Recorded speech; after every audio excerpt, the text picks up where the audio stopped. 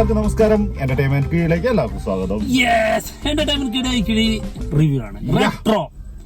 Retro പൊളിച്ചടുക്കി, അതായത് തിരിച്ചുവരവ് കാത്തിരിക്കുകയായിരുന്നു. അതങ്ങോട്ട് തന്നിട്ടുണ്ട് കേട്ടോ. ശരിക്കും തിരിച്ചുവരവിന്റെ കാലം തോന്നുന്നു. കാരണം ലാലേട്ടൻ തിരിച്ചു വന്നു, സൂര്യ തിരിച്ചു വന്നു. സൂര്യയുടെ തിരിച്ചുവരവ് എന്ന് പറഞ്ഞു കഴിഞ്ഞാൽ കുറച്ച് കാലമായിട്ടുള്ള ഒരു കാത്തിരുന്ന ഒരു തിരിച്ചുവരവാട്ടോ. പിന്നെ അതെ, സത്യമായിട്ട് കേട്ടോ, അതായത് കുറെ വർഷങ്ങളായി എത്ര നാള് നല്ല സിനിമ തിയേറ്ററിൽ വന്നിട്ട് കേട്ടോ. എത്ര നാളുകളായി എന്ന് ചോദിച്ചാ ഏത് സിനിമയായിരുന്നു ലാസ്റ്റ് തിയേറ്ററിൽ ഹിറ്റ് ആയെന്ന് ഇപ്പൊ ആർക്കും അറിഞ്ഞൂടാ, ഓർമ്മയില്ല. സത്യം കേട്ടോ, അത്രയ്ക്കും ഇതിലേക്ക് നിന്ന അവസ്ഥയായിരുന്നു.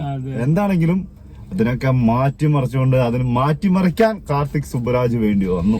കാർത്തിക് സുബ്രാജ് പടം, ആ ഒരു സാധനം അത് മതി, അതിലുണ്ട് എല്ലാം. അതായത് നമുക്ക് അതിലായിരുന്നു വിശ്വാസം കാർത്തിക് സുബ്രാജില്. തീർച്ചയായിട്ടും ആ വിശ്വാസം കാത്തു സൂക്ഷിച്ചു. കാർത്തിക് സുബ്രാജിന്റെ കൂടെ നടിപ്പിൻ നായകൻ കൂടുമ്പോ എന്താണ് നടിപ്പ് എന്നത് നമ്മളെ കാണിച്ചു നമുക്കറിയായിരുന്നു. എന്തൊരു ലുക്കാണ്, എന്താ കൊണ്ടാണെങ്കിലും എല്ലാം കൂടെ ആക്ടിങ് ആണെങ്കിലും ഇതാണ് സൂര്യ. ഇതാണ് നമ്മൾ ആഗ്രഹിക്കുന്ന സൂര്യ. നമ്മളിപ്പോ തുടരും സിനിമയുടെ സമയത്ത് പറഞ്ഞു ഇതാണ് ലാലേട്ടൻ എന്ന് പറഞ്ഞില്ല, അതേപോലെ തന്നെ ഇവിടെയും പറയേണ്ടിയിരിക്കുന്നു, ഇതാണ് സൂര്യ. അതാണ് അറിയുന്ന ആൾക്കാരുടെ കയ്യിൽ കിട്ടിക്കഴിഞ്ഞാല് ആ നടന്മാരുടെ മാക്സിമം പൊട്ടൻഷ്യൽ വരും. അത് ഇപ്പൊ ഇതിൽ ഇങ്ങനെ കുറെ ആൾക്കാരുടെ മുമ്പിൽ ഇങ്ങനെ രാജാവിനെ പോലെ മുന്നിൽ നിന്ന് നയിക്കുമ്പോ നമുക്ക് ഫീൽ ചെയ്യും അതാണ് അയാളാണ് രാജാവ് എന്നുള്ളത് തോന്നും. അത് നമുക്ക് തോന്നണം. അത് കങ്കുവേൽ വന്നിട്ടുണ്ടായിരുന്നില്ല. കങ്കുവേനെ കുറിച്ച് ഓർമ്മിപ്പിക്കല്ലേ, ഇതിനകത്ത് ഇഷ്ടംപോലെ പറയാനുണ്ടല്ലോ. പിന്നെ എന്തിനാണ് ഇതിന്റെ ക്യാരക്ടറൈസേഷൻ സ്ക്രിപ്റ്റ് ആണ് ചെയ്തു വെച്ചിരിക്കുന്നത്. അതും നമുക്ക് പറയാൻ പറ്റാത്തോണ്ടാട്ടോ. നിങ്ങൾ സിനിമ കാണാത്തവര് ഒരുപാട് പേരുണ്ടാവും. അപ്പൊ ഇത് പറഞ്ഞിട്ടുണ്ട്, സ്പോയിലർ ആയിപ്പോ. പക്ഷെ അത് ലാസ്റ്റിലേക്ക് പറഞ്ഞാൽ മതി, ഫസ്റ്റ് ഒന്നും പറഞ്ഞു കഴിഞ്ഞാൽ വിട്ടു. അതായത് സൂര്യനെ എന്തായിട്ടാണോ കാണിച്ചിരിക്കുന്നത്, അതൊരു ബ്രില്യന്റ് വർക്ക് തന്നെ കേട്ടോ. അതിന് വേണ്ടി യൂസ് ചെയ്തിരിക്കുന്ന എല്ലാം ഇതിന്റെ ക്ലൈമാക്സിലൊക്കെ സമയത്ത് നീല കളറ്, അത് പുക, അതൊക്കെ എന്ത് ബ്രില്യന്റ് ആയിട്ടാണ് യൂസ് ചെയ്തിരിക്കുന്നത്. തുടക്കം മുതൽ, അതായത് ഇയാളുടെ ക്യാരക്ടറിനെ കാണിക്കും മുതലേ ഇയാൾക്ക് ചില പ്രശ്നങ്ങളൊക്കെ ഉണ്ട്. അതൊക്കെ ഓരോ സമയത്ത് റിവീൽ ചെയ്ത് വരുമ്പോഴാണ് ഇത് കാണിച്ചത് അതിനായിരുന്നു എന്നുള്ളത് നമുക്ക് തോന്നുന്നു. അടിപൊളി ഡയറക്ഷൻ എന്ന് പറഞ്ഞാൽ ഭീകരാണ്. അത് മാത്രല്ല, അത് വലിയ ആയുധമായി മാറുന്നു എന്നുള്ളതാണ്. അതാണ് അതുകൊണ്ടുള്ള യുദ്ധമായി മാറുന്നു എന്നുള്ളതാണ്. അത് ഈ ഇളിച്ചോണ്ടിരിക്കുന്നില്ല, അത് തന്നെ സൂപ്പറായിട്ട് കേട്ടോ. അതിന് ഒരുപാട് അർത്ഥങ്ങളുണ്ട് അതില്. അതായത് ഇതിന്റെ ഓരോ ഏടുകൾ എടുത്ത് പറയേണ്ടി വരും, അതൊരു പ്രശ്നമാണ്. എനിക്കാണെങ്കിൽ പറയാതിരിക്കാനും പറ്റുന്നില്ല. അല്ല, ഇത് പറയാം, തമിഴ് സിനിമയാണല്ലോ, എന്നാൽ പോലും ശരിക്കും ഇതില് സൂര്യയെ കൃഷ്ണനെ പോലെയാണ് കാണിച്ചിരിക്കുന്നത്. രുക്മിണി എന്നുള്ള പേരുണ്ടല്ലോ. അതെ, അതായത് കൃഷ്ണന്റെ കാമുകിയായിട്ടുള്ള സിനിമയില് കേട്ടോ. സിനിമയില് കൃഷ്ണന്റെ കാമുകിയായിട്ട് രുക്മിണി എന്നാണ് പേരിട്ടിരിക്കുന്നത്. അതിനൊക്കെ അതിന്റേതായ കാര്യങ്ങളുണ്ട് കേട്ടോ. പിന്നെ റെഫറൻസ് എന്നൊക്കെ പറഞ്ഞുണ്ടല്ലോ, കൃഷ്ണനായിട്ടാണ് ആളെ ചെയ്തിരിക്കുന്നത്. ആൾക്ക് കൊടുക്കുന്ന റെഫറൻസ് ഒക്കെ ഒരു രക്ഷയില്ല കേട്ടോ. സൂപ്പറായിട്ട് നമുക്ക് ഓരോന്ന് കാണുമ്പോൾ എന്ത് കറക്റ്റ് ആയിട്ടോ കൊണ്ടുവച്ചിരിക്കുന്നത് എന്ന് തോന്നും. ശരിക്കും നമുക്ക് അതായത് മനസ്സ് നിറഞ്ഞു, കാലങ്ങൾക്ക് ശേഷം മനസ്സ് നിറഞ്ഞു. പിന്നെ അതിലെ ഫൈറ്റ് രംഗങ്ങളൊക്കെ, സൂര്യയുടെ സ്ക്രീൻ പ്രസൻസ്, സൂര്യയുടെ എല്ലാം ഇതില് ഈച്ച് ആൻഡ് എവരി കാര്യങ്ങൾ നമുക്ക് ഭയങ്കര സൂപ്പർ ആയിട്ടാണ് ഫീൽ ചെയ്തത്. സൂര്യന്റെ ലുക്ക് ഉണ്ടല്ലോ, ലുക്ക് അതും ചില സമയത്ത് നടന്നു വരുന്ന ഫസ്റ്റ് ഒരു വീഡിയോ ഫസ്റ്റ് ഷോട്ട് കണ്ട ഓർമ്മയുണ്ട്. സിഗരറ്റ് ഒക്കെ കഴിച്ചിട്ടാ നടന്നു വരുന്ന ടീം. ആ സീനൊക്കെ എന്താണ് എന്റെ അമ്മോ, ഭീകരം. ശരിക്കും ഭയങ്കര ഒരു വേറെ ലെവൽ പണ്ണലാണ് പണി. പിന്നെ ഇതിന്റെ മ്യൂസിക് ആണെങ്കിലും പിന്നെ ഇതിനകത്ത് കാണിക്കുന്ന കാലഘട്ടം എല്ലാം കൊണ്ടും സിനിമാറ്റോഗ്രാഫി അടിപൊളിയായിട്ടുണ്ട്. ഫൈറ്റുകൾ ഗംഭീരം. അത് 10-20 ഫൈറ്റ് ഉണ്ടെന്ന് തോന്നുന്നു അല്ലെ? നല്ലോണുണ്ട്.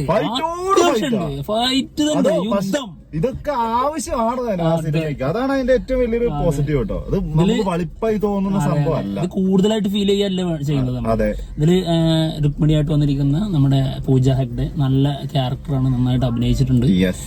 പക്ഷെ ആളുടെ ലുക്ക് ചെറുതായിട്ട് ചില സമയത്ത് എന്താണ് ഇങ്ങനെ എന്ന് തോന്നിപ്പോകും. സമയത്ത് നമുക്ക് ആള് കരയുമ്പോൾ ചിരിക്കുമ്പോഴൊക്കെ എന്താ ഇങ്ങനെയെന്ന് തോന്നുന്നുണ്ട്. അതിൽ മേക്കപ്പിൽ വന്നൊരു ചെറിയ പ്രശ്നമാണെന്ന് തോന്നുന്നു. പിന്നെ ജോജു ജോർജ് സൂപ്പർ ക്യാരക്ടറാണ്, പറയാൻ മറന്നുപോയിരുന്നു കേട്ടോ. അങ്ങേര് തകർത്തുകള്. പിന്നെ വില്ലനായി വന്നിരിക്കുന്ന മറ്റൊരാളും കൂടി ഉണ്ട്, അയാളുടെ പേര് നമുക്ക് അറിഞ്ഞൂടാ. ആള് സൂപ്പറായിട്ട്. നാസർ പിന്നെ കുറച്ച് സംഭവങ്ങളേ ഉള്ളൂ, പക്ഷെ ആള് കൊടൂര വില്ലനായിട്ടാണ് കേട്ടോ. അതെ, ഇതില് കല്യാണ സോങ് ഉണ്ടല്ലോ, ഒരു രക്ഷയില്ല കേട്ടോ. അത് ചെയ്തു വെച്ചിരിക്കുന്നത്, അതായത് ബുദ്ധയിൽ നിന്നങ്ങ് തുടങ്ങിയിട്ട് പിന്നെ ആ ഷോട്ട്, ആ സോങ്, അതിൽ ഫൈറ്റ്, പല രംഗങ്ങള്, ഇതൊക്കെ കഴിഞ്ഞിട്ട് ലാസ്റ്റിൽ ഈ ഒരു ബുദ്ധയിലേക്ക് തന്നെ നിർത്തും. അതുവരെ ഒറ്റ ഷോട്ടാണ്, ഒരു 20 മിനിറ്റ് സിമ്പിളായിട്ട്. അത് നമുക്ക് കറക്റ്റ് തുടങ്ങി, ആ സോങ് തുടങ്ങി കുറച്ച് കഴിയുമ്പോഴത്തേക്ക് നിൽക്കും. ആ സോങ് തന്നെ ഒരുപാട് സമയമുണ്ട്.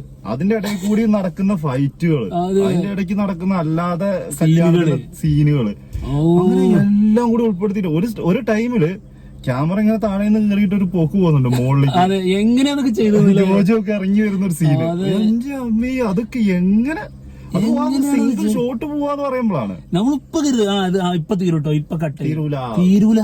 എങ്ങനെയാണ് അത് ചെയ്തു വെച്ചിരിക്കുന്നത്? അത്ഭുതം, ഞെട്ടിച്ചു. അയ്യോ, അതിൽ എല്ലാം, അതായത് കൊറേ ആൾക്കാരെ വെച്ചിട്ടുള്ള ഒരു സീനാണത്. അത് പക്ക പെർഫെക്റ്റ് ആയിട്ട്. എത്ര എനിക്ക് തോന്നുന്നത് ഒരു എത്ര മിനിറ്റ് ഉണ്ട് അത്? അതേ പറഞ്ഞു, 20 മിനിറ്റിന്റെ അടുത്ത് എന്താണെങ്കിലും ഉണ്ട്. കാരണം ആ സാധനം തുടങ്ങിയിട്ട് നമുക്ക് എനിക്ക് തോന്നുന്നില്ല അങ്ങനെ ഒരു ഡയറക്ടർക്ക് അങ്ങനത്തെ ഒരു ഷോട്ട് ചെയ്യാൻ പറ്റും. കാരണം ഇതൊരു ഫംഗ്ഷനാണ്. അതിനകത്ത് ഒരു 2 പേരോ 3 പേരോ മാത്രം നിന്ന് സംസാരിക്കുന്ന സാധനമല്ല. അതായത് ഒരു കൂട്ടം ആൾക്കാർ, അവർ ഒരു ഭാഗത്തുനിന്ന് പോലും ഒരു മിസ്റ്റേക്ക് വരാതെ ആ ഷോട്ട് എങ്ങനെ അതെടുത്തു. ഡാൻസിലാണെങ്കിൽ പോലും എല്ലാവരും ഒരേപോലെ ചെയ്യുന്നു. ഒരാള് തെറ്റിച്ചാൽ കഴിഞ്ഞു. അങ്ങനത്തെ സാധനം. അതിന്റെ ഇടയ്ക്ക് ഡയലോഗുകളാണെങ്കിലും ജോജുവിന്റെ ഒക്കെ ആ സമയത്ത് വരുന്ന സാധനങ്ങളൊക്കെ ഉണ്ട്. അത് ഭീകര സാധനമാണ്. ഒരു മിസ്റ്റേക്ക് ഇല്ലാണ്ട് ആ ഒരൊറ്റ ഷോട്ടിൽ അങ്ങനെ പോണ കാണുമ്പോണ്ടല്ലോ, ഡയലോഗ്സ് എല്ലാം കറക്റ്റ് വരണം. ശരിക്കും ആസ്വദിച്ചിരുന്നു, അത്ഭുതപ്പെടുത്തി. ആ സമയത്ത് നമ്മൾ സിനിമ മറന്നുപോയി. ഇതെങ്ങനെ ഇവർ എക്സിക്യൂട്ട് ചെയ്തെന്നുള്ളത് നോക്കായിരുന്നു ഫുള്ളായിട്ട്. അതിന്റെ സിനിമാറ്റോഗ്രാഫി, പിന്നെ അതിന് പറ്റിയ രീതിയിലുള്ള സെറ്റപ്പുകള്. കാരണം നമ്മൾ ഒരു ഏരിയ മാത്രമല്ല അവർ കവർ ചെയ്യുന്നത്, പല ഏരിയയിലൂടെ കടന്ന് ഒരു സീനും. ഏതൊക്കെ ഏരിയകളിൽ പോയി. അതൊരു 3 നില ബിൽഡിംഗ് ആണ്. അതിന് 3 നിലയിലും പോയി. അതായത് കിച്ചൺ പോകുന്നുണ്ട്, പിന്നെ നമ്മുടെ ഈ ഹാള് വരുന്നുണ്ട്, പിന്നെ കല്യാണ പന്തല്, പിന്നെ ഏറ്റവും മുകളിൽ അപ്സ്റ്റെയറിന്റെ മുകളിൽ വരുന്ന സ്ഥലം.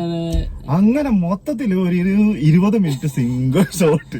അത് സംഭവം ഫൈറ്റും. അതെ, അതാ പറഞ്ഞു, ഭയങ്കരമായിട്ടുള്ള സാധനം അവിടെ ചെയ്തോണ്ടിരിക്കുകയാണ് ആ സമയത്ത്. ഞെട്ടിച്ചു. ശരിക്കും പറഞ്ഞു കഴിഞ്ഞാൽ സൂര്യയുടെ, അതായത് എനിക്ക് ഈ വാഴ്ത്തിപ്പാടുന്ന നമുക്കൊരു അങ്ങനെ സ്വഭാവം ഉണ്ടല്ലോ, പക്ഷെ വരുന്നില്ല കേട്ടോ. കാരണം സന്തോഷം കാരണം. അത് ഒന്ന് മരവിച്ചിട്ടുണ്ട്. കാരണം പടം വേറെ റേഞ്ചാണ്. അതെ, അത് നമ്മള് ഇങ്ങനെ ചിന്തിച്ച് നമ്മളിങ്ങനെ പറയുന്ന പോലെ അല്ല. ഇപ്പൊ ഈ കൃഷ്ണന്റെ റെഫറൻസ് കൊണ്ടുവന്നിട്ടുണ്ടെന്നൊക്കെ പറയുന്നുണ്ടല്ലോ, അത് സിനിമ കാണുമ്പോൾ അതിന്റെ എഫക്ട് കിട്ടുള്ളൂ. നമ്മളിപ്പോ പറയുമ്പോ അത് പെട്ടെന്ന് കിട്ടിക്കോളുന്നില്ല. യുദ്ധം, ധർമ്മം, ഇതിന്റെയൊക്കെ ഓരോ ഏട് വെച്ച് അത് ചെയ്തു വെച്ചിരിക്കുന്ന രീതി നിങ്ങൾ കാണേണ്ടതാണ്. അതുകൊണ്ടാണത് ആ രീതിയിൽ ഭയങ്കര എക്സൈറ്റ്മെന്റ് ഇടാതെ ഞങ്ങൾ പറഞ്ഞുകൊണ്ടിരിക്കുന്നത്. ഇതിന്റെ ഓരോ ഈ ധർമ്മം അങ്ങനെ ഓരോന്ന് പറഞ്ഞല്ലോ, യുദ്ധം, ഇതിന്റെ ഒക്കെ ഇംഗ്ലീഷ് വേർഡ്സ് ആണ് ഓരോ പാർട്ടായിട്ട് യൂസ് ചെയ്തിരിക്കുന്നത്. അത് സിനിമയിൽ തന്നെ. അത് കാണുമ്പോ തന്നെ നമുക്ക് മനസ്സിലാവും, ഇന്ന സമയത്ത് ഇന്നതാണ് ലവ്, അങ്ങനെ ഓരോന്നിനും പ്രണയത്തിന് വേണ്ടിട്ട് വേറൊരു ടൈമാണ്. അങ്ങനെ ഓരോന്നിനും ഓരോ സംഭവങ്ങൾ. ക്യാരക്ടറൈസേഷന്റെ ഇത് ഇങ്ങനെയാണ് എന്ന് കാണിച്ചിരിക്കുന്ന രീതി, അതില് കവറൊക്കെ വെച്ചിട്ടുള്ള പരിപാടി ഉണ്ടല്ലോ, എന്താണത്. അതിലും ആ ബ്ലൂ സാധനം കൊണ്ടുവന്നതേ അത്ഭുതമാണ്. ഈ കാർത്തിക് സുബ്രാജ് ഒരു പിന്നെ ട്രെയിലറിൽ പറയണ്ടല്ലോ, മാൻകറി ആ സീനൊക്കെ അല്ലേ, ഈ മാനുകളെ യൂസ് ചെയ്തിരിക്കുന്നത് എന്തിനാണ് എന്നുള്ളതൊക്കെ കറക്റ്റ് നമുക്ക് സിനിമയിലാണ് കിട്ടുക. അതാണ്. എന്താണെങ്കിലും ഇപ്പോഴും പറയാണ്, ഇത്രയും ബ്രില്യന്റ് ആയിട്ടുള്ള ഒരു ഡയറക്ടറെ അതാണ് നമുക്ക് സമ്മതിക്കാതിരിക്കാൻ. നമ്മളിത് സിനിമ വരുന്നതിന് മുൻപ് ചെറിയൊരു സ്റ്റോറി ഒരു പരിപാടി, അത് കാർത്തിക് സുബ്രാജ് സംഭവം നമുക്കറിയാം. അല്ല, നമ്മള് ചിന്തിച്ചതായിരുന്നു ഇതിന്റെ ഒരു സിനോപ്സിസ് കേട്ടപ്പോ. ഒരു ലവ്, അതിന്റെ പേരില് ആള് ഈ ഗ്യാങ്സ്റ്റർ ഇതിൽ നിന്ന് വിട്ടു നിൽക്കുന്നു. അപ്പൊ അത് ഇഷ്ടപ്പെടുന്നില്ല, അച്ഛനായിട്ടുള്ള ക്യാരക്ടർ, അതായത് ജോജു ജോർജിന് ഇഷ്ടപ്പെടുന്നില്ല. അവർ തമ്മിലുള്ളൊരു കുറച്ച് പരിപാടി, ഇത് മാത്രം നമ്മൾ പ്രതീക്ഷിച്ചത്. അങ്ങനെയല്ല ഇത് ചെയ്ത് ചെയ്യുന്നത്. എന്താണെങ്കിലും പോവുക, കണ്ടോളൂ, ധൈര്യമായിട്ട് ടിക്കറ്റ് എടുത്തോളാം. 2.25 മണിക്കൂർ വസൂലായിരിക്കും. ഫുൾ പരിപാടി പൊരി പരിപാടിയാണ്. എന്താണെങ്കിലും അപ്പൊ ഞങ്ങൾ പോവാണ്. മറ്റുള്ള വിശേഷങ്ങളുമായിട്ട് അടുത്ത സിനിമയ്ക്ക് കയറണം, അതുകൊണ്ടാണ് കേട്ടോ. ഹിറ്റ് 3. അപ്പൊ എന്തായാലും പോട്ടെ, ബൈ. ഒരു ക്ലാസ് പാടാണ്, യെസ്, ഒരു സംശയ കാര്യത്തിലില്ല.